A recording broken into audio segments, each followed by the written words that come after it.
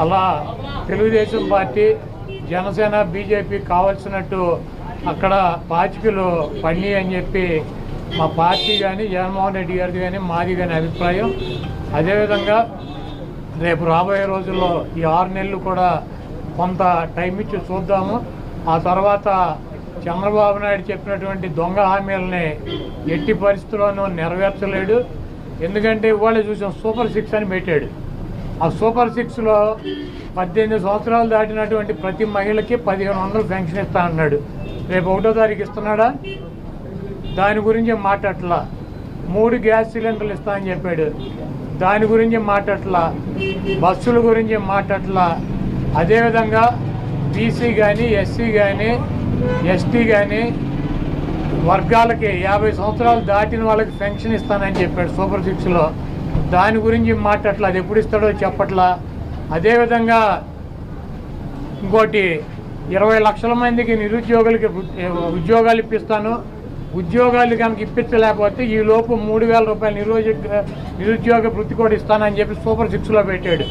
మొన్న తెలంగాణలో హరీష్ రావు గారు మాట్లాడుతూ చెబుతున్నాడు చంద్రబాబు నాయుడు గారు చెప్పిన వాగ్దానాన్ని ఏమీ చెప్పాడు. 1000 రూపాయలు ఈయన పెంచింది. ఇప్పుడు వచ్చి 3000 ఆల్రెడీ ఇచ్చేది జగన్మోహన్ రెడ్డి గారు 3000 ఇస్తా అంటే ఈయన వచ్చి 1000 ఇచ్చాడు. మీరు అక్కడ 2000 ఇస్తా అంటే రేవంత్ రెడ్డి 4000 చేయాలి కాబట్టి అక్కడ ఇబ్బంది పడుతూ ఉంటాడు.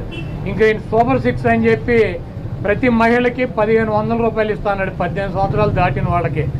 మరి ఆ వాగ్దానం ఎప్పుడు చేస్తాడు? రేపు 1వ తారీఖు ఇవ్వరా? కాబట్టి తెలుగుదేశం పార్టీ ఆయన ఇచ్చినటువంటి వాగ్దానాలను చంద్రబాబు నాయుడు చేసినటువంటి వాగ్దానాలని పక్కదారి పట్టించడానికి ఊరికినే నిన్నేమో పోలవరం వెళ్ళి వచ్చాడు సోమవారం, మళ్ళీ గురువారం ఏమో అమరావతి వెళ్ళి వచ్చి అక్కడ ఎన్ని తిరిగి ఈయన కాలక్షేపం కబుర్లు కాలక్షేపం మాటలు ఊరికినే ఆయన వెళ్ళి అటు ఇటు తిరిగి రావడం తప్పించి ఎప్పుడు నువ్వు సూపర్ 6 అమలు చేస్తున్నావు స్పష్టంగా చెప్పాలని చెప్పి మేము డిమాండ్ చేస్తున్నాం. Sir home minister first target కొడాలని అని కూడా చెప్తాను. ఇప్పుడు ఇది ప్రజాస్వామ్య దేశం. ఎవరిని టార్గెట్ చేసుకున్నప్పుడు నేను పోయినంత మాత్రాన నన్ను టార్గెట్ చేస్తే వైఎస్ఆర్ కాంగ్రెస్ పార్టీ ఏం ఆగదు. జగన్మోహన్ రెడ్డి గారు ఇంటికి కూడా వీళ్ళు ఏం పీకలేరు. నన్ను కాదు జగన్మోహన్ రెడ్డి గారిని టార్గెట్ చేస్తారు.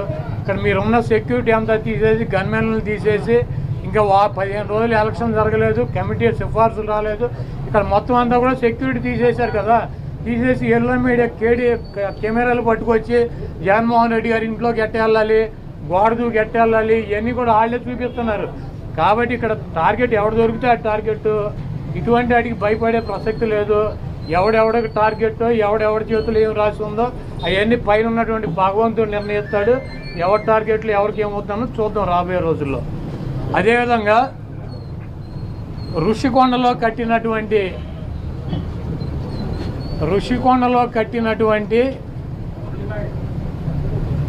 పర్యాటక కేంద్రంలో కట్టినటువంటి భవనాలనే ఈ సిగ్గు ఎగ్గు లేనటువంటి తెలుగుదేశం పార్టీ, ఈ సిగ్గు ఎగ్గు లేనటువంటి ఎల్లో మీడియా అది జగన్మోహన్ రెడ్డి గారి నివాసం అని చెప్పి చూపిస్తున్నారు 3 రోజుల నుంచి.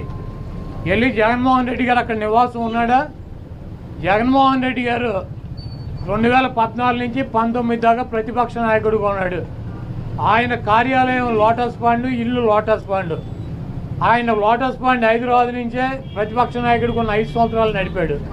ముఖ్యమంత్రి అయిన తర్వాత 5 సంవత్సరాలు ఈ తాడేపల్లిలో ఉన్నటువంటి ఇల్లు క్యాంప్ ఆఫీస్ ఇక్కడి నుంచే నడిపాడు ఆయన కార్యాలయాన్ని కానీ ఇంటిని కానీ. జగన్మోహన్ రెడ్డి గారి రక్తంలో లేదు. ప్రభుత్వం కట్టించినటువంటి ఇళ్లలో ఉండటం కానీ ప్రభుత్వం కట్టించినటువంటి గెస్ట్ హౌస్లో ఉండేటువంటి కర్మ జగన్మోహన్ రెడ్డి గారికి పట్టల. జగన్మోహన్ రెడ్డి గారు వైజాగ్లో సొంత ఇల్లు కట్టుకున్నాక అక్కడ షిఫ్ట్ అవుతాడు. అంతేగాని టూరిజం ప్లేస్లో కట్టినటువంటి ఆ హౌస్లో జగన్మోహన్ రెడ్డి గారు వెళ్తాడని చెప్పి ఎవడు చెప్పాడు వీళ్ళకి, వెధవులకే? అది జగన్మోహన్ రెడ్డి గారి కోసం కట్టించుకున్నటువంటి ఇల్లు అని చెప్పి రకరకాలైనటువంటి కథనాలు రాస్తున్నారు. అది ఒక అంతర్జాతీయ రాజధానిగా తీర్చిదిద్దాలన్నదే వైఎస్ఆర్ కాంగ్రెస్ పార్టీ లక్ష్యం. దాన్ని రాజధాని చేయాలన్నదే ఆ రోజు నిర్ణయించుకున్నాం. కాబట్టి అక్కడ ఇంటర్నేషనల్ సెమినార్లు జరుగుతున్నాయి. అనేక మంది ఇంటర్నేషనల్ సంబంధించినటువంటి దేశ విదేశాల నుంచి అనేక మంది పారిశ్రామికవేత్తలు వస్తున్నారు. కనీసం వాళ్ళకి సౌకర్యం ఉండటానికి అవకాశం లేనటువంటి పరిస్థితి ఉంది. కాబట్టి ఉత్తరాంధ్రలో ఉద్దానంలో దాదాపు 700 కోట్ల రూపాయలు పెట్టి హాస్పిటల్ కట్టించారు కిడ్నీ పేషెంట్ల కోసం అని చెప్పి. అదేవిధంగా విజయనగరం కావచ్చు లేదా పార్వతీపురం కావచ్చు, ఉత్తరాంధ్రలోనే 650 కోట్ల రూపాయలు పెట్టి ఒక్కొక్క మెడికల్ కాలేజీ కట్టించారు. అదేవిధంగా టూరిజం ప్లేస్లు అంతర్జాతీయ సంస్థలు కానీ వ్యక్తులు కానీ వచ్చినప్పుడు అక్కడ ఒక విధి ఉండాలని చెప్పి ఒక మంచి భవనాన్ని నిర్మిస్తే 7 బిల్డింగులు అయ్యి, ఒక బిల్డింగ్ కాదు 7 బిల్డింగుల్లో జగన్మోహన్ రెడ్డి గారు ఉండరు. 7 బిల్డింగులు కట్టారు. ఆ 7 బిల్డింగుల్లో 7 బ్లాకుల్ని చూపించేది జగన్మోహన్ రెడ్డి గారు 450 కోట్ల రూపాయలు పెట్టి ఇల్లు కట్టుకున్నారని చెప్పి ఈ దుర్మార్గమైనటువంటి ప్రచారం చేస్తున్నారు. ఇవన్నీ కూడా ప్రజలు గమనిస్తారు. చంద్రబాబు నాయుడుకి ఇచ్చినటువంటి వాగ్దానాలు నెరవేర్చలేక నీకు సూపర్ 6లో పెట్టినటువంటి వాగ్దానం 1500 రూపాయలు ఇస్తానని చెప్పావా, చెప్పలేదా? 18 సంవత్సరాలు దాటిన వాళ్ళకి రేపు 1వ తారీఖు నీకు దమ్ముంటే 20 లక్షల మంది నిరుద్యోగులకు 3000 ఇస్తానని చెప్పావా లేదా? దాని గురించి చెప్పండి. నువ్వు దొంగ వాగ్దానాలు చేసి అధికారంలోకి వచ్చావు. నువ్వు దాని గురించి మాట్లాడండి ముందు.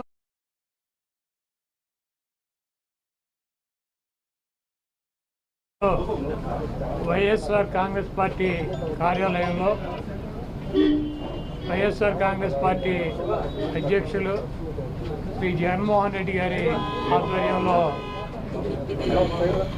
175 నియోజకవర్గాల్లో పోటీ చేసినటువంటి అభ్యర్థులతో సమావేశం ఏర్పాటు చేయడం జరిగింది.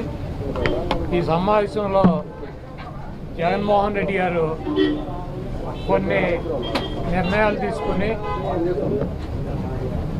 మనకి పోటీ 33 లక్షల మంది ఓటు వేశారు.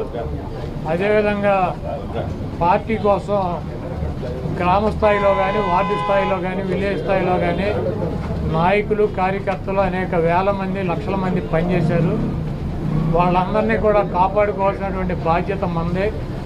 మీరు తప్పకుండా నియోజకవర్గాల్లో ఒక వారం రోజులు పర్యటన చేసి దాడులు జరిగినటువంటి మన నాయకుల మీద కానీ, కార్యకర్తలను కానీ మీరు అండగా ఉండాలని, అదేవిధంగా రాబోయే రోజుల్లో నేను కూడా గాయపడినటువంటి తెలుగుదేశం పార్టీ అల్లరి మూకలు చేసినటువంటి దాడుల్లో ఇబ్బంది పడినటువంటి ప్రతి కుటుంబానికి దగ్గరికి నేను